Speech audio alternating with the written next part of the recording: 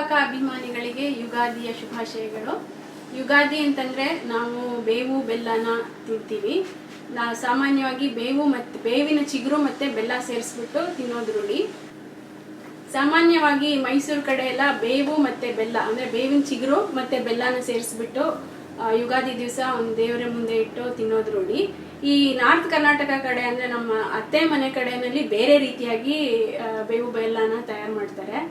ಅದನ್ನು ನಿಮಗೆಲ್ಲ ಹೇಗೆ ಮಾಡೋದು ಅಂತ ತೋರಿಸ್ಬೇಕು ಅಂತ ಅಂದ್ಕೊಂಡಿದ್ದೀನಿ.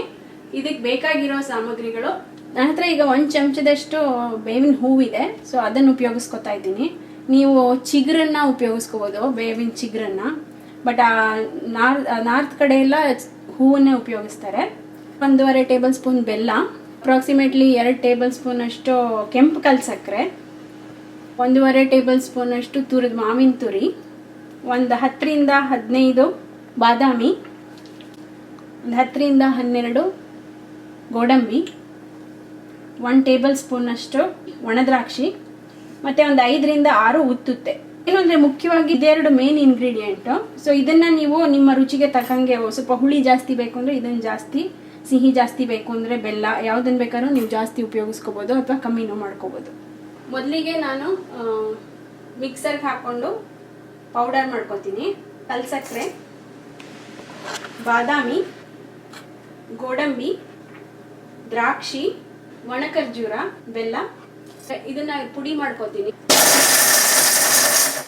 ಈ ಪುಡಿಗೆ ಬೇವಿನ ಹೂನು ಕೂಡ ಹಾಕಿ ಒಂದೇ ಒಂದ್ಸಲ ಪಲ್ಸ್ ಮಾಡ್ತೀನಿ. ಇದನ್ನ ಇನ್ನೊಂದು ಬೌಲ್ಗೆ ಹಾಕ್ಕೊಂಡು